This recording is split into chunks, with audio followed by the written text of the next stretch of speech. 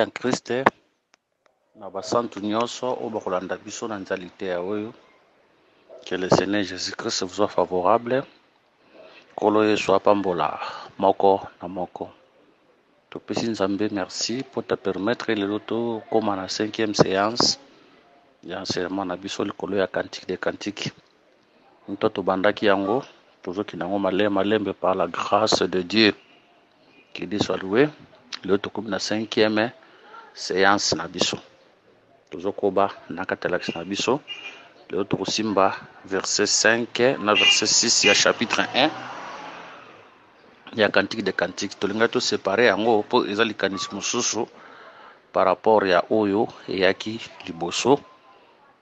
Verset 7 eza pe likanisi mosusu partir ya 5 na 6. Que le Seigneur Jésus-Christ nous bénisse. Ba numéro na biso toutefois topesaka s'il y a des questions. Toza disposé par la grâce de Dieu ya ko répondre na mituna oyo ekoyebana kotunama.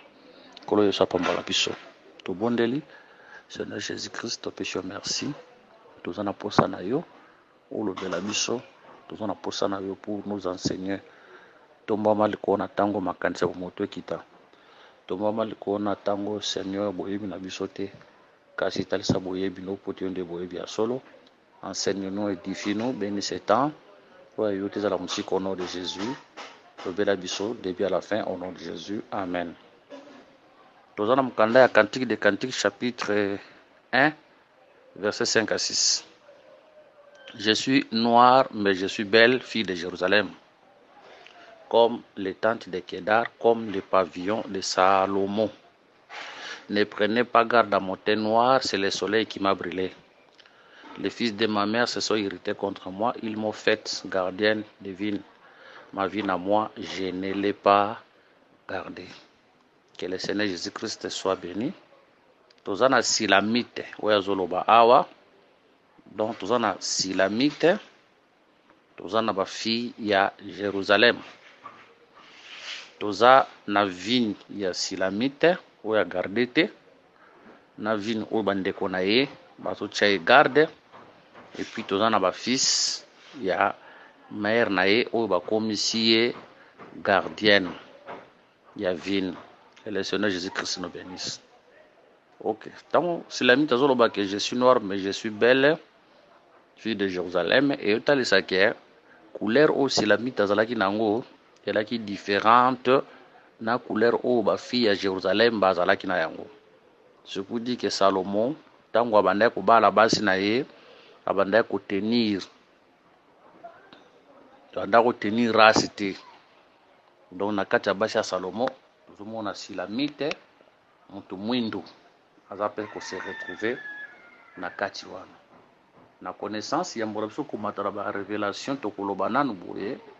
Le véritable Salomon c'est le Seigneur Jésus-Christ. Yesu Kristo ndaza Salomon ya solo po Yesu Kristo nde mopesi kimia ya solo. Yesu Kristo aza Salomon ya solo po Yesu Kristo nde azalaka mwana ya David. Cela veut dire Yesu Kristo azalaka le véritable Salomon. C'est lui le véritable roi qui était venu nous donner la paix. Otondimaka yambo Yesu ya kimia ezalaki te. Yesu nde mutaka na kimia na nzela liteya na nzela évangile nde tozwi kimia lelo. C'est pour dire que na kati ya ecclesia lelo racisme eza na place te. Lelo na kati ya makambo nzambe racisme eza na place te. Na kati ya makambo nzambe tribalisme eza na place te. Donc na kati église tokokuta race kaka moko te. Ba race eza ebele. C'est pour dire que les salis ils ont touché tous les 4 coins du monde. Na kati ya évangile nous avons des blancs, nous avons des noirs, nous avons des peaux jaunes, nous avons des peaux rouges. C'est pour dire que batu ya couleur nyonso ba na kati ya évangile. Racisme na kati ya makambo nzambe ezalaka te. Vous voyez, racisme na kati ya makambo nzambe ezalaka te. So mon église moko boye bazo tambola na racisme, comprendre que église wana les églises nzambe te, les églises satana. Vous voyez, parce que biso nyonso tobima esika moko. Biso nyonso toza fruit ya likanisi ya nzambe. C'est lui qui est notre créateur. Actes d'Apôtres, chapitre 1, verset 17, verset 26. Actes chapitre 17, verset 26. Il a fait que tous les hommes sortis d'un seul sang habitassent sur toute la surface de la terre, ayant déterminé la durée des temps et les bornes de l'air des mers. Il a fait que tous les hommes sortis d'un seul sang. Sang d'un seul sang Adam. C'est pour dire que batu nyonso nzamba permettre de manakacha mutu moko na kati Adam. Habitat, c'est toute la surface de la terre et a déterminé la durée des temps et les bornes de leur vie. C'est pour dire que Nzambe a permis que mokili mobimba, puissance to wota mana makila moko et pas ya Adam. Que les saints nous bénissent, c'est pas mutu moko et pas ya Adam. C'est la peau rouge, peau noire, peau jaune, peau blanche, biso nyonso tout mana mutu moko na kati Adam. Yango mekomona makila na biso nyonso za ndenge moko eza couleur rouge. Bakozwa makila ya mundele bazongisi mutu mwindu problème ezate. Bakozwa makila mutu mwindu bazongisi mundele to bazongisi peau blanche bazongisi peau jaune problème ezate. Ndo nakata makambo ya Nzambe racisme ezalaka te. Mundelu nakati ya makambo ya Nzambe ezalaka te. Donc nous devons combattre le racisme. Nous devons combattre le racisme. Yoka le sous eloko moko frère Pierre azotalisana na Actes d'Apôtres chapitre 15. Alobi boye, tobana verset Actes 15, 14. Simon a raconté comment Dieu a d'abord jeté le regard sur les nations pour choisir au milieu d'elles un peuple qui porta son nom. Simon a raconté comment Dieu a jeté le regard parmi les nations. Donc les nations bazoloba awa ezo kipe racité ba race nyonso. Pour choisir du milieu d'elle un peuple qui porta son nom. Nde na kati na bangonde akopona peuple moko nde oeza église. Donc na kati ya basi ya Salomo azalaka na 1000 femmes, to mona azalaka na basi ya bakulu. Donc 1000 femmes. Remarquez quand même 1000 femmes, to mona mwasa mwindu na kati, c'est pour dire que lelo na kati makambo Nzambe zolo baki racisme eza na place te, tribalisme lelo eza na place te. Ce que moni batumo bazana molimo ya racisme comprendre que ce sont des serviteurs de Satan. Ce moni batumo bazana molimo ya tribalisme, ce sont des serviteurs de Satan. Un chrétien à cause de tribalisme était, un chrétien à cause de racisme était. Dans le coin na ba Congo, les ans église mo na ba Congo kuna komona ngo MMA, église de Manianga à Matadi, lo mo marque wana. Église de Manianga à Matadi, dona kata église wana kuna bateka na Kimanianga. Ba Manianga na Banyanga ndio bazana kata église wana. Nous comprenons directement que cette église-là, les églises en Zambété, ça c'est une église satanique. Église de Manianga au Matadi. Wanza makama Nzambété. Do Manianga na Manianga nde bazakuna bateka kombo bateka na Kimanianga ora makama Nzambété. Que le Seigneur nous bénisse. Nde tout monde na église mususu, batozo te kakao na langi moko boye, na kata église nde to yaka wana. Il faut totala bato ba région so bazali. Bato ba pays nyonso bazali kote aka na langi moko boye songolo te. Oui, soko yebika langi wana luka interprète aya interpréter afin que bandeko musu baza place wana bayi ba pena kozwa parnalité. L'église to ko bala na base tribalisme te. Omona muluba linga bala ka muluba, muteke linga bala ka muteke. Am ser bazo proposer libara zo tunoze colonine. Frère avant proposer bazo tunoze colonine. Ces choses là eza malamu te ko se retrouver kati na biso te. Le problème biso to balaka tango les serviteurs les plus anciens ayaki pona ko bala Rebecca azo sala prière azo loba Seigneur muto na kosenga mai. Ozomona Seigneur muto na kosenga mai akopesa ngapa koloba akopesa ngapa akopesa banyama na ngai. Donc la prière des serviteurs les plus anciens bandao qui peut raceter, bandao qui peut tribiter. Mais la prière, il y a certains les plus anciens, c'est que moi je suis où ya kozala na mai. Donc son problème ce n'était pas la race, son problème est kozala tribité, c'est pour dire que azala mwindu, azala pembe, azala mulaya, azala mukusa, azala munene, azala nini mais soki azala mai, na singa pesinga mai, pas pesi banyama yewana. Vous voyez? Or quand on voit l'eau, on voit la parole. C'est pour dire que l'eau, tokoba la frère o azana liloba. Tokoba la peser o yazana liloba. Attention, landa bien. Hein? Donc remarquez balobi que Christ ya Rebecca zalaki ne Paul et qui na lipekat. C'est pour dire que quand on voit Christ dans lipekat, c'est pour dire que maï ndeko ma charge à vie na yi. La parole nde komi mukumba na kata vie o mutu atambolaka nango bisika nyonso. C'est pour dire que tokobala nde ser o aza na liloba quelle que soit nationalité que soit tribu na ye soki aza na kata liloba eke atambolaka na liloba ye nde mwasi akobala. Tokobala frère oyo aza na liloba soki aza na parole atambolaka na parole abikelaka parole ye nde mobali ya kobala. Que le Seigneur Jésus Christ nous bénisse. To continue azoloba naza mwindu kasi naza kitoko fille de Jérusalem. Toza na ba fille ya Jérusalem, toza na Silamite. Silamite aza mwindu. C'est pour dire que les filles de Jérusalem bazalaki na autre couleur que Silamite. Bango bazalaki na couleur mususu, Silamite pas na couleur mususu. Que le Seigneur nous bénisse. Silamite oyo tolobi bien c'est la femme de Salomon. Or, le véritable Salomon, comme le Seigneur Jésus-Christ, Silamite directement représente l'Église. Les filles de Jérusalem, tu expliquer, bon, on a deux aspects. Les filles de Jérusalem, ont une autre couleur, qui est la Silamite. Les filles là représentent la maison d'Israël. C'est pour dire que l'élo Israël n'a biso église, tout ça na couleur mon côté. Attention, tana on a ça na makambo nzoto te na mati na kuma na makambo molimo. Nobi que Israël na biso église la Silamite toza na couleur moko te. Les filles de Jérusalem bazotal la maison d'Israël. Les filles de Jérusalem bazotal saka la maison d'Israël te. Les filles de Jérusalem bazotal s'appelle les nations qui nous entourent, les païens qui sont autour de nous. Biso na bango toza na couleur moko te. Nous avons la couleur noire, bango bazana langi wanate. Que le Seigneur nous bénisse. Mais yazolo baboye, akokita kolobake, alobi, ne prenez pas garde à mon teint noir, c'est le soleil qui m'a brûlé. Ozomona, c'est pour dire qu'il y a une couleur noire. Mais l'origine de couleur noire na ye, soleil ne tumba qui ye, poko mandengoana. C'est pour dire que les filles de Jérusalem, bango soleil tumbi bango te. Les filles musubi batikalo bango soleil tumbi bango te, mais soleil azo tumbande la Silamite pour Silamite changer couleur na ye, Silamite koma couleur ya moindo. Que le Seigneur bénisse. Or soki to yena mukanda psaume chapitre na yango 84 verset na yango 12, Bible le dit, car l'Éternel Dieu est un soleil et un bouclier. Ici, on va expliquer ce qui est Nzambaza soleil. Tant que je suis noir, c'est le soleil qui m'a brûlé. Tu comprends que le soleil a tumbaye et zande Nzambe. Soleil a tumbaye et zande Nzambe. Attention, soleil tant qu'on dégage la chaleur. Chaleur n'a pas rayon na yewa na ba rayon solaire. Ndezo frappé ye. Tango ebongoli nde tumbi lango ya ye ebongoli si ekomisie na couleur ya moindo. Cela veut dire couleur o azalaki nango soleil abomi yango, soleil apese une autre couleur. De Corinthiens chapitre 5 verset 17.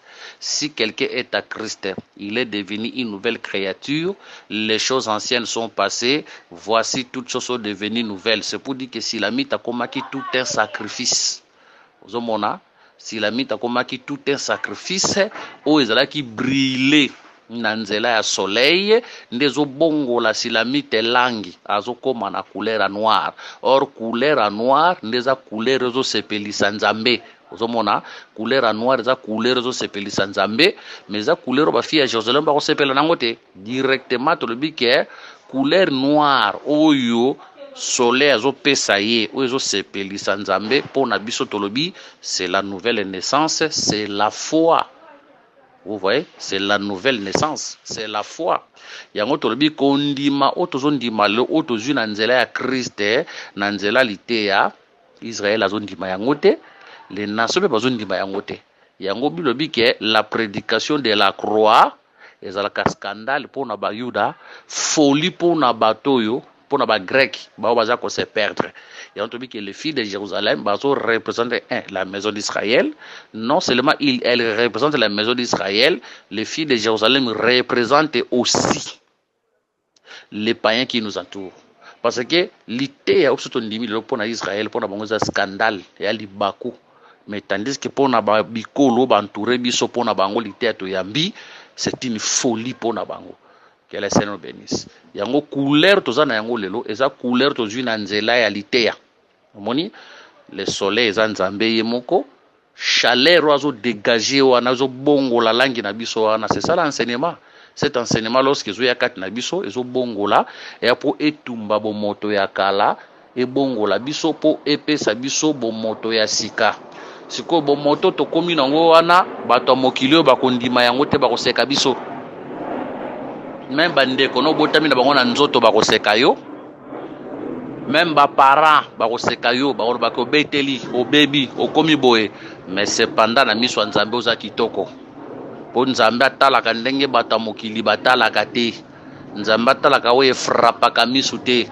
Kitoko ya bato mokili pa nzambe eza mabe, kitoko pa nzambe pa bato mokili eza mabe, eza vice versa. O bato mokili bazomona ezaka kitoko, nzambe amonaka ngo mabe. O nzamba mona kana misu ne kitoko nde bata mokili bamona kango mabe. Mais gloire soit rendue à Dieu quand le soleil te brille na nzela évangile et kopesa yo une certaine beauté, une autre couleur oyo mokili bakosepela na yango te, mais zala na kati esengo parce que couleur oyo komi nango wana eza nde couleur nzambe azosepela na yango. Quand nous venons dans l'évangile, l'évangile ebongolaka biso langi totikalaka na langi moko te. Que le Seigneur nous bénisse. Yango tango koya na mukanda Genèse chapitre 18.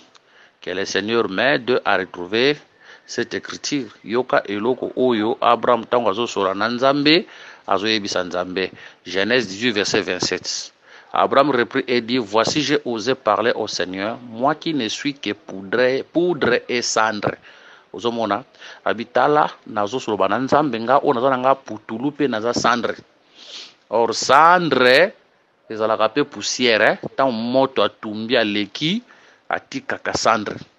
Ozomona soki moto etumbi banzete to etumbi eloko moko etikalaka nde cendre, donc putulu etumami na moto wana. C'est pour dire que Abraham azalaki cendre. Tozo comprendre que pour Abraham akoma cendre, cela veut dire moto moko etumbaki ye na vie e bongolaki na tirnile komaki cendre. Or moto etumbaki Nzambe e Abraham ezaka Nzambe moko na pelle tango azotambola na Abraham akuta Abraham na ngambu. Abraham ande kosalela bikeko ekomama toluki yango akuta Abraham. Je crois si le Seigneur fait grâce. Ok. Ah, s'il vous plaît. Ah, on a vu Josué chapitre 24, verset 3. Verset 2. Josué dit à tous les peuples, ainsi parle l'Éternel, le Dieu d'Israël. Vos pères Térak, père d'Abraham et père de Nachor, habitaient anciennement de l'autre côté du fleuve et ils servaient d'autres dieux. J'ai pris votre père Abraham de l'autre côté du fleuve et je lui fis parcourir tous les pays de Canaan. J'ai multiplié sa postérité et je lui donné Isaac. Ozomona Nzambe azoki Abraham na ngambo mosusu nde akotambola na Abraham.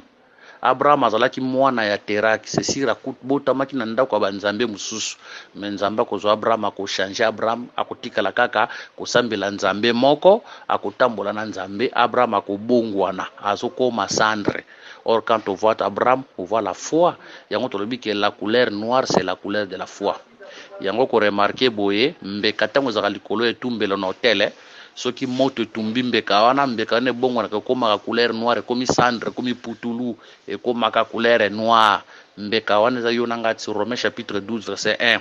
Je vous autres frères à offrir vos corps comme un sacrifice saint, vivant, agréable à Dieu, ce qui sera de votre part un culte raisonnable. Si kotango moto ezotumba biso litea ndezo bongo lisabiso langue tozo koma moindo, la nouvelle naissance, la conversion nde couleur Nzambe alingaka tango tokomi bongo nde toza agréable boso Nzambe. Mais bato mokili bakolinga couleur wana te, bato mokili bakoseka biso. Mais ne te décourage pas à cause de l'évangile. Ata baseki yo ko se décourager te, continuer de marcher avec Dieu. Nzambe abengi yo aza fidèle. Un jour, il va t'honorer. Que le Seigneur nous bénisse. Abi, je suis noire, mais je suis belle, fille de Jérusalem, comme les tentes de Kedar. Alobi, azar lokola, ba tante ya Kedar, non seulement lokola batante ya Kedar, mais aza pe lokola pavillon ya Salomo. Aza ko se comparer na biloko mibale. Ka ye moko silamite aza lokola batante ya Kedar, kaka ye moko silamite aza lokola ba pavillon ya Salomo. Que le Seigneur Jésus-Christ nous bénisse. Donc kaka silamite ye moko azali batante ya Kedar, kaka ye moko silamite azali ba pavillon ya Salomo. Que le Seigneur Jésus-Christ nous bénisse. Tozolo baboye, quand on voit la tente, quand on voit les pavillons, la première interprétation, eza sika ya kopema, tente na pavillon, l'interprétation liboso tolobina que eza sika ya kopema. C'est pour dire que quand Israël marchait na kati ya lisobe, quand Israël marchait na kati ya lisobe, babanda kopema na kati ya tente. Naturellement, tente eza place ya kopema. C'est comme tambola koti wana avandi, de même pavillon, eza pe place ya kopema. Par là, tu comprends qu'une femme azalaka pe un lieu de repos. Vous voyez, hein? Une femme azalaka pe un lieu de repos par rapport ya mobali na ye. Mwasi azalaka pe lieu de repos par rapport ya mobali na ye. Yango ko remarquer Samso abandaki kolala na makolo ya Delila. Tanga azola na makolo ya Delila, c'est pour dire que abandaki ko trouver repos. Atokena na interprétation te Delila bomaki te tozolo banaka Samson ko la mobali tanga bandaki kolala bongo na makolo ya Delila, c'est pour dire que abandaki kozwa repos. Yango tobi ke mwasi azalaka pe repos ya mobali. Voilà pourquoi nous disons à nos sœurs, il faut bazola ba repos ya mibali. Bozala te pour ko tourmenter mobali a bien ko na ba problème aye na ndako suba problème te za la bongo te mobala ko kutana problème ko tabimaki metango ya kutana mwasi il faut so repos pas mwasi, faut so kimie pas mwasi, faut so consolation pas mwasi. Que le Seigneur nous bénisse. Yango tozolo baboye nzambe na ancienne alliance azalaka na repos te parce que tikala na ko trouver peuple te. Que le Seigneur nous bénisse. Azalaka na repos te parce que tikala ko trouver peuple te, kozwa peuple te. Mais mukolo oyo akoya kukutana na mwasi na ye ecclesia nde akozwa repos. Voilà tuna mkanda ya Matthieu chapitre 8 verset 20. Matthieu 8 20, la Bible dit: Jésus lui répondit: les renards ont des tanières et les oiseaux du ciel ont des nids, mais le Fils de l'homme n'a pas où reposer sa tête. Que le Seigneur nous bénisse. Yesu alobi ba renard baza na batanière, bandaka batanière ba renard babenga ngo tanière, bandeke ya likolo baza sika bazala na balalaka, mais mwana moto aza nesika oya kotia mutu te. Que le Seigneur Jésus-Christ nous bénisse. Eloko yo elingi koloba nini? Renard eza nini? OK. Tango tokoya na mukanda ya Luc chapitre 13 verset 12, Luc 13 verset 12, Bible lobby, tobani na verset 31, ce même jour, quelques pharisiens vinrent lui dire: va-t'en, pars d'ici, car Hérode veut te tuer. Il leur répondit: allez et dites à ces renards, voici je chasse les démons et je fais des guérisons aujourd'hui et demain et le troisième jour j'aurai fini. Awa azobenga Hérode renard.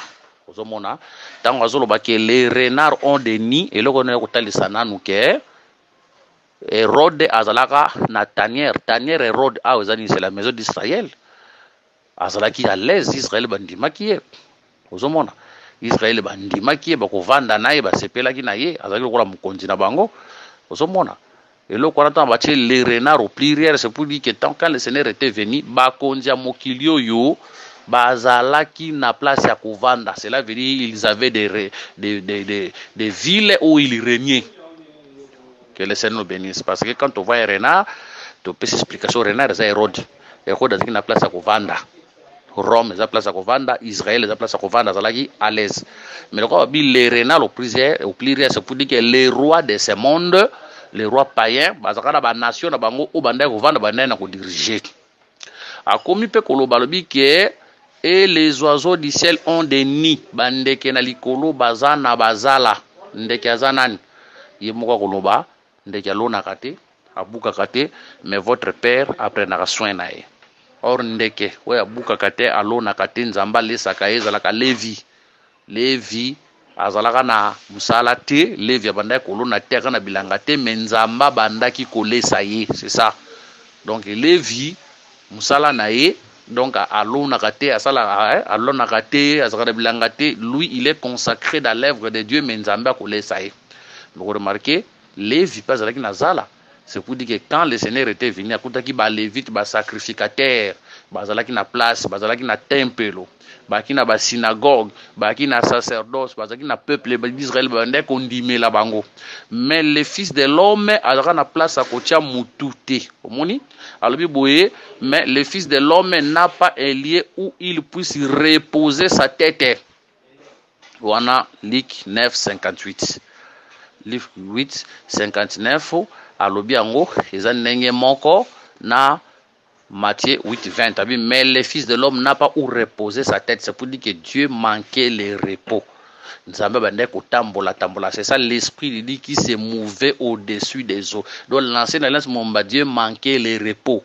Mais quand est-ce que Dieu a besoin de repos? Tango église obotama mukolo ya Pentecôte lelo, la Bible dit que Christ est la tête de l'église. C'est pour dire que Christ jusqu'à kocha mutu lelo, c'est pour dire que aujourd'hui Christ est dans le repos. L'église tout ça ko pesa ye repos. C'est pour dire que une femme c'est le repos pour son époux. Une bonne femme, ils ont moi so pesa ka mobali repos. Que le Seigneur nous bénisse. Voilà ce que mobala ce que nous tricher na libanda. Moi, s'il faut mettre la malamu, veut dire que ça mobali wana repoter. Maman, il faut au bon de la fait que nous savons pas makoki a kopé ça mobali no repos. Je crois na nzoto boyo moko kokati, mais avec la prière. Quand Dieu t'a fait une femme, tu as toutes les capacités spirituelles et physiques pour donner le repos à ton mari. Que le Seigneur Jésus-Christ vous bénisse.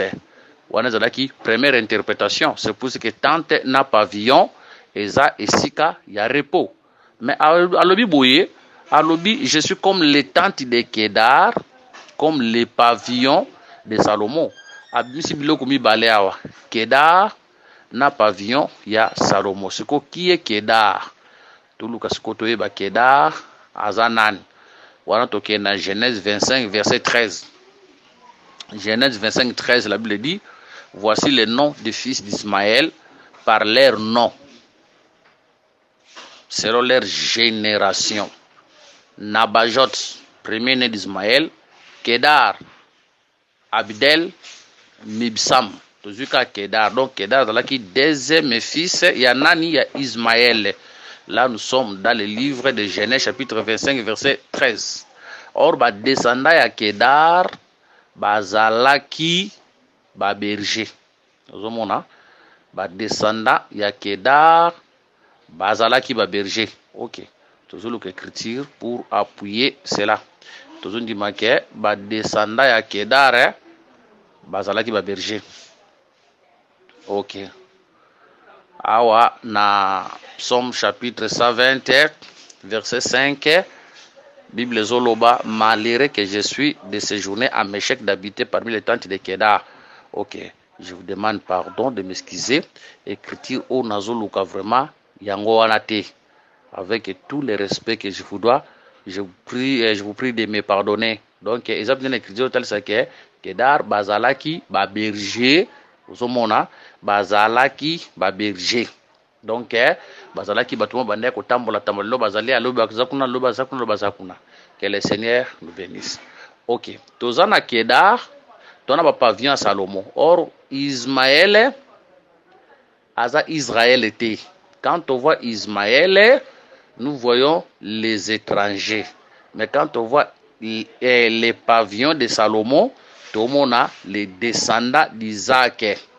Que le Seigneur nous bénisse. Donc, quand on voit les pavillons de Salomon, là nous voyons Jérusalem.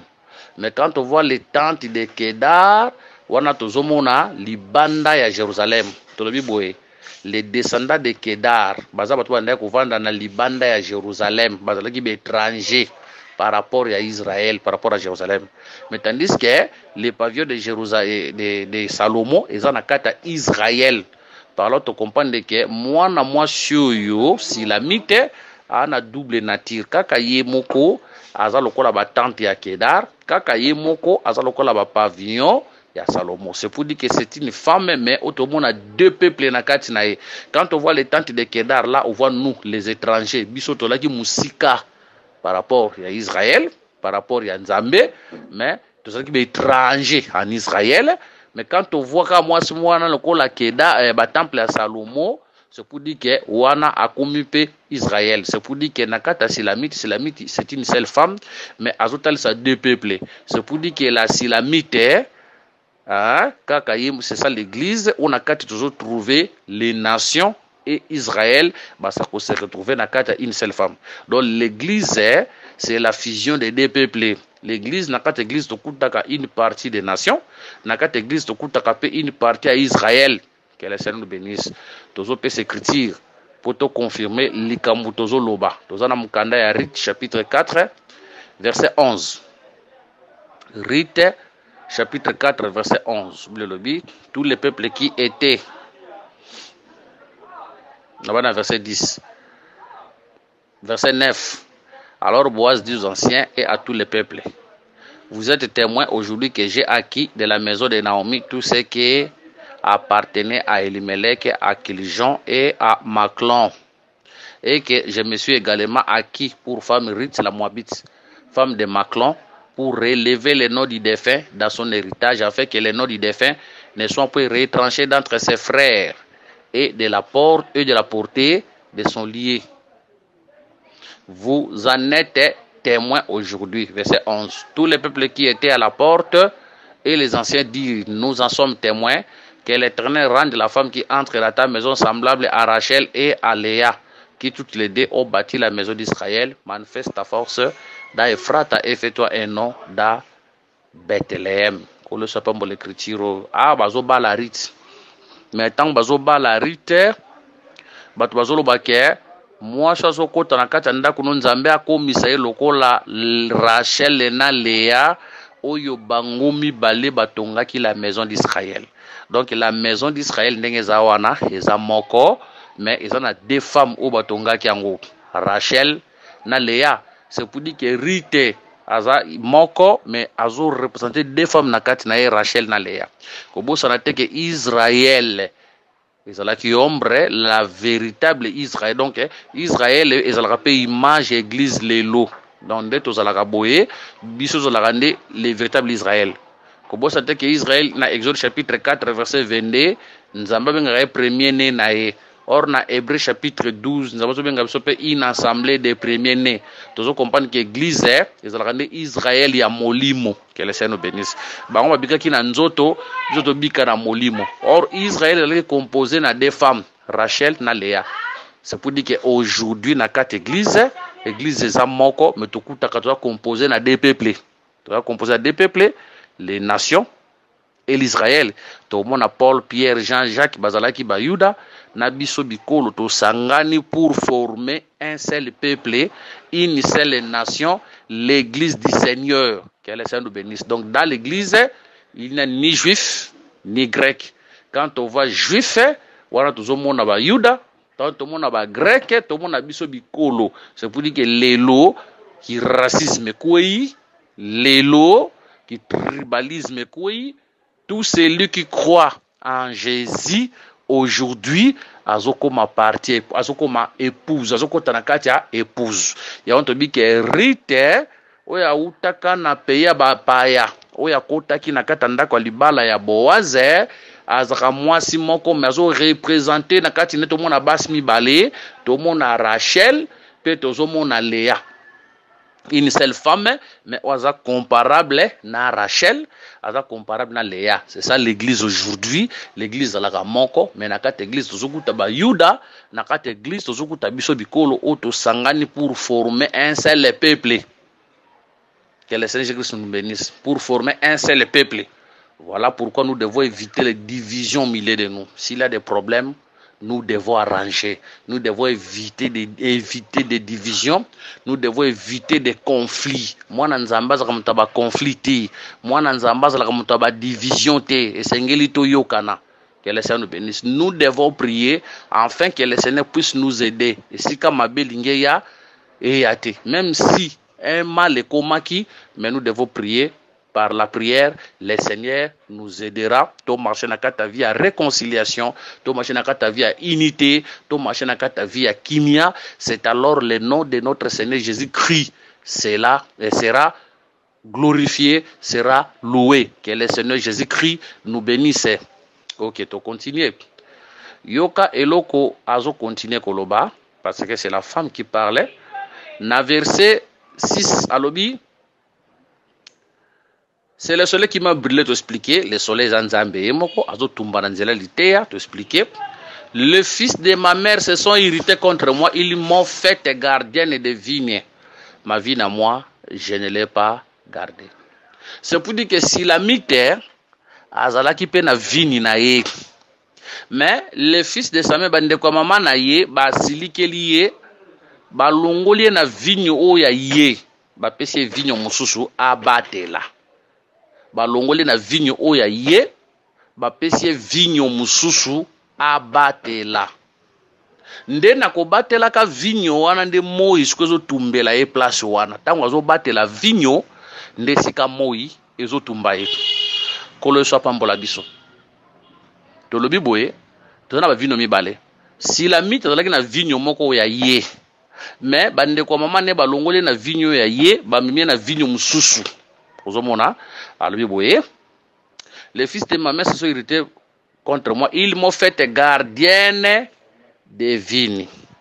Ma vigne à moi, je ne l'ai pas gardée. Donc balongoli na vigne oyo ya ye atiki vigne ya ye akomi ko batela ba vigne mususu wana bandeko ya mama nde ba imposer ye tozolo baboye vigne ya kala oyo ya ye moko c'est ça sa vie, c'est ça sa propre vie, mais oyo azo ko abandonner pour abattre la vigne mususu ozomona azotika ngo pour abattre la déjà vigne oyo ya ye moko c'est ça sa propre vie, sa propre vie yango yeso alobi muta ko perdre vie na ye pour na ngai ako retrouver yango. Donc c'est pour dire que azo ko abandonner sa azotika vigne ya kala ami boyi ami tiki oya bande ko sala oyo zalaki malamu pona ye me atiki yango po kende ko batela vigne mususu. C'est ça ngana yo avant tokuta na Yesu to kana ba vigne na biso vio ya yo o zalaki na yango, mais à cause de l'évangile to tika ba vito zalaka na yango, c'est ça notre vigne to tika yango to ya lelo na vigne ya Yesu o to ko batela lelo. Donc nous avons abandonné nos vies, nous avons abandonné to bande ko sala. Hein?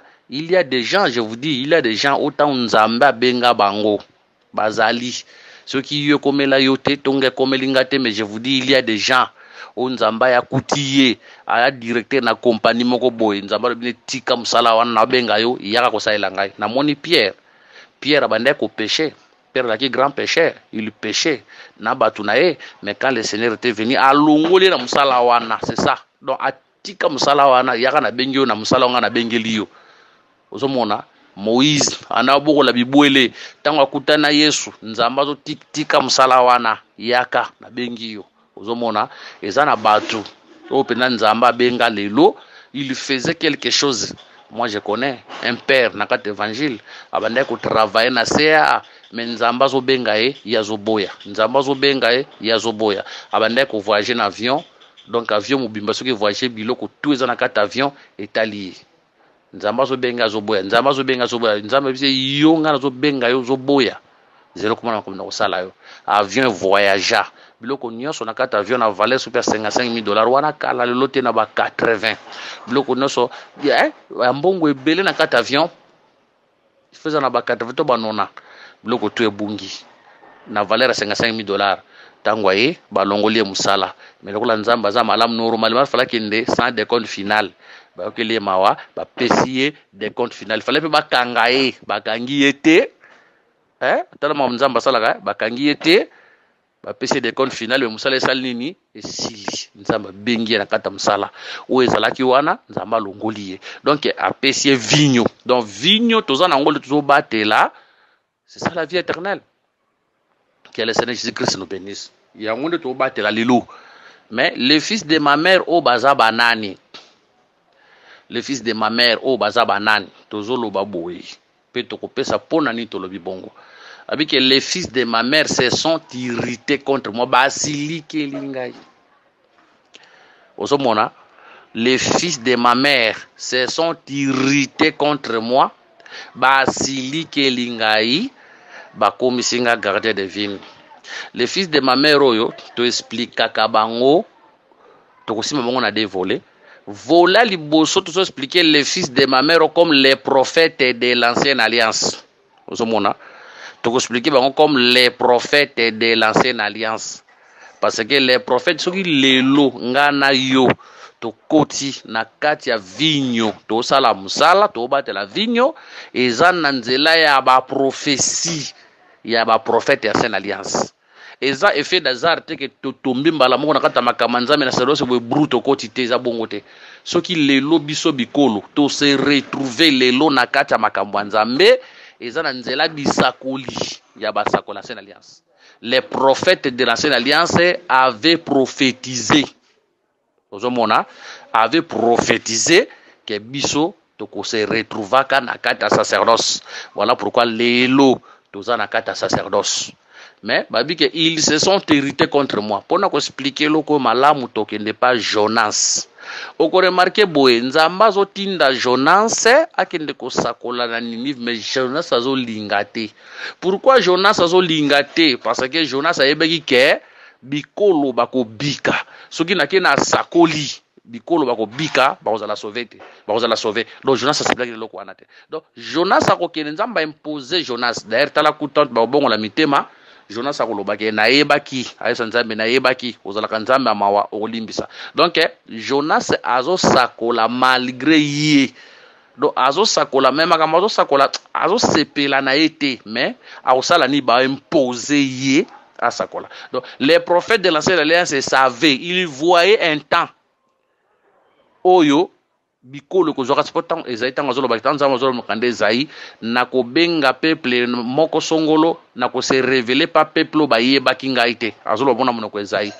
Vous voyez, vous croyez que lorsque les prophètes prophétisaient bazoko sa nakati nesengo ili prophétiser bazomona un jour ngolo ko longwaka pa na bango ko kendaka pa bikolo mususu malgré na passe na motema mais il prophétisait ya ko tomona pa Jonas a sakola na kanda mais aza na choité mais a sakola na kanda azo sakola pona sali ya bikolo mususu na kanda mais a sakola ya ko tobike aujourd'hui si nous sommes retrouvés dans les sacerdoces eza na nzela bisakoli ya ba prophète ancienne alliance ozomona eza na nzela bisakoli ya ba prophète ya ancienne alliance nde to se retrouver mais to pese exemple ya Jonas quand il prophétisait akina mécontentement akina sengote akina kanda mais asakola mais bisakoli na bango nde sali ke lelo biso to bikisama que les saints nous bénissent. Donc tant monde na Jonas zo sakola et que zomona Jonas a sakoli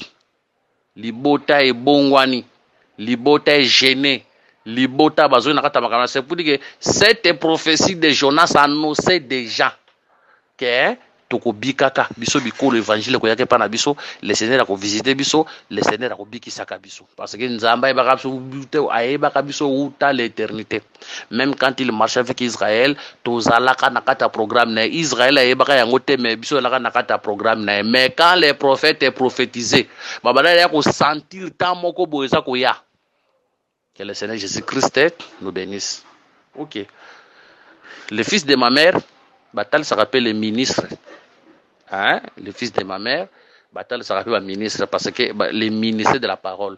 Parce que un ministre, Moussala Nae, Isa Alongo la mutu nakata vigno ya kala, ame mamutu nakata vigno ya makamwanzambe. Hein? Alongo li mutu na vigno ya makala. Amemi mutu nakata vigno ya makamwanzambe. Soki le fils de ma mère bakosilika kosilika wana eza kosilika non par rapport ya vie actuelle tozana kwa manzambe mais za kosilika par rapport ya ancienne vie. C'est pour dire que ministre ya nzambe akoki jamais kolinga mutu atambola nakata vie ya mabe non. Ministre Nzambe akoki jamais ko sepela mutata mwana kati ya vie ya mabe. Quand il rencontre un homme ozota mwana kati ya vie ya mabe molimo na ye ekosilika.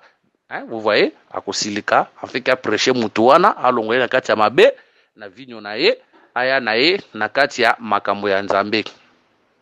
Que le Seigneur Jésus-Christ nous bénisse. Que le Seigneur Jésus-Christ a aidé biso tout retrouver. Waouh, il est munene a aidé biso bolimbisa a aidé biso tout retrouver écriture oyo. Nazui, Acte chapitre 17, verset 16. Acte 17, 16. Comme Paul les attendait à Athènes, il sentait au-dedans de lui son esprit s'irriter à la vie de cette ville pleine d'idoles. Donc, tant Paul a zomona ba idole na kata ville moli monae aza ko s'irriter contre makambo ya mabazo mona wana. Voilà pourquoi Paul va prêcher. L'idée ya Paul tant Paul azoteya eza po bato batika vinyo ya mabe ou eza idolâtrie bato baya na kata divinité à Jésus pour adorer. C'est pour dire qu'un prédicateur quand il prêche son esprit il faut s'irriter contre le mal. Son esprit il faut t'aimer la mabe eza quoi moté azote ya ça la complaisance na lisumu ba ça la complaisance na lisumu te na kata makambo Nzambe complaisance ezalaka te to te ya te pona ko sepelisa bato to te ya nde pona ko sepelisa Nzambe. Toteyaka te pona kosepelisa batu me toteyaka pona kosepelisa Nzambe. Moteyo ya teyaka pona kosepelisa batu ada moteyo ya Nzambe te. Yango Paul alobi, suis-je devenu votre ennemi parce que je vous ai dit la vérité? C'est pour dire qu'un prédicateur de Dieu doit prêcher la vérité même si batu bako ina yo teya. Ata batu bako boya yo kwa mbona bandako na bango teya. Atoko tikala na ami moko Yesu aza moninga malamu. Akofungo lobi kuke akutaniso na batu. Un prédicateur aza mutote asepelaka na makambo ya mabe te. Quand un prédicateur prêche, il doit s'irriter contre le mal. Il faut atteler la mabe. Vous voyez? Il doit s'irriter contre le mal. Il faut atteler la mabe. Voilà pourquoi quand le véritable prédicateur était venu, l'excellent prédicateur a koti na kata tempelo. Il est écrit ma maison sera faite une maison de prière mais akuti bilo msuna kati. Il s'est irrité contre makamabo akuta na kati wana absali fimbu abimisi yango. Vous voyez? Je prends le temple. Lokola makambo Nzambe, lokola le sacerdoce. Oyo esika lite ya solo sengeli eteyama. Mais tant tokuti makambo na kati ya temple fimbu wana eza liteya oyo ko servir pour balayer les mauvais enseignements. Ozomona pour balayer les mauvais enseignements afin que l'ilakisi ya solo ndetikala. Temple nous rappelle via mutu. La Bible dit que votre corps est le temple du Saint-Esprit et que l'Esprit de Dieu habite à vous. Quand un prédicateur vient à kuti na kata temple weza via mutu misala ya mabe il faut asala fimbu ko saza litea. Vous voyez c'est pour chasser les mauvais enseignements pour na kutika la na kata litea ya malam. OK, que le Seigneur Jésus-Christ nous bénisse. Netolobi vigno eza ancienne vie pe ba vino tozobatela lelo eza bonzambe. Je crois prochainement au 5e séance, je crois prochainement 6e séance tokovanda na vigno tokovanda penza wana tokojibile na vigno na place wana mais na mukuse tobi ke vino tozobatela lelo eza via bonzambe oto yambi lelo we sengeli to batela we sengeli to bomba. Quelles que soient les difficultés, bomba bonzambe. Quelles que soient les conditions difficiles, bomba bonzambe. Bonzambo zo bombe ko honorer un jour. Bonzambo zo bombe ko memayo musika. Bonzambo zo bombe ko fungolelo bikuke bisiko kana kite. Bonzambo zo bombe ko laliso na bandako yo tongi na mbongo te. Bonzambo zo bomba ko peso ba relation côté au kana kutute et ko fungolo ba porte côté yo betité. Garde la divinité. Quelles que soient les difficultés, bomba bonzambe. Quels que soient les problèmes, bomba bonzambe. La divinité ne trahit personne. Celui qui garde la divinité ne sera jamais trahi. Vous voyez, cette fille n'a pas battu la kaba vigne o ya yete nde moezo tumbaye ndezo changer couleur. Lorsque nous gardons la divinité, tant que nous battons la bonzambe, c'est à ce moment-là que Dieu, à travers sa parole, est en train de changer notre couleur. Mais batubako bengo yuma, batubako bengo zoba, oza yuma na miso abatu, mais oza gangi na miso anzambe. Que le Seigneur nous bénisse. batamukila benga biso ba yuma, mais en vérité ba vrai yuma nde ezalaka bango, parce que Satan asakana na bango ndenge alingi, ba sorcier ba démon basakana na bango ndenge balingi, mais yo Satan ko sakana na ndenge ya lingi te, ba démon ko sakana na yo te parce que oza yuma te, parce que nzambe na kati na baza muto makasi na yo. Ba véritable yuma eza bango o lisumu sakana na bango ndenge lingi, mais yo za yuma te. Garde la sanctification, garde la parole de Dieu. Un jour, cette parole que tu gardes va t'honorer. La vie éternelle est pour toi, la vie éternelle pour moi. Que le Seigneur Jésus-Christ nous bénisse. Prochainement, tu vas na vigno, tu vas na vigno wana pour makambo na vigno wana eza ebele, vigno to batela wana, tu vanda wana tu fungula brèche moko wana pour nous expliquer vigno na baspe nango ebele. Que le Seigneur Jésus-Christ vous bénisse. Ba numéro na monsieur ezali soki mitune ezali, ba numéro sur téléphone ezali plus 243 99 88 77 333. Monsieur ezali plus 243 89 860 88 75. S'il y a des questions par rapport à l'item de Totei, au benga biso na numéro wana, tuko mokotinda biso message vocal na numéro wana, tukoyeba na ko répondre, tukosala partage par rapport ya ngolu o nzambe apesi biso tokosola yango. So posa na ba question musu na kata Bible o sepeli ko tuna biso, oui, ukoko benga biso, opesi biso préoccupation na yo to besoin de prière, opesa biso, tukoyeba na kosunga yo par la mesure de la grâce que le Seigneur Jésus-Christ a sali biso. Paix en Christ, que le Seigneur soit avec vous, tokutani prochainement.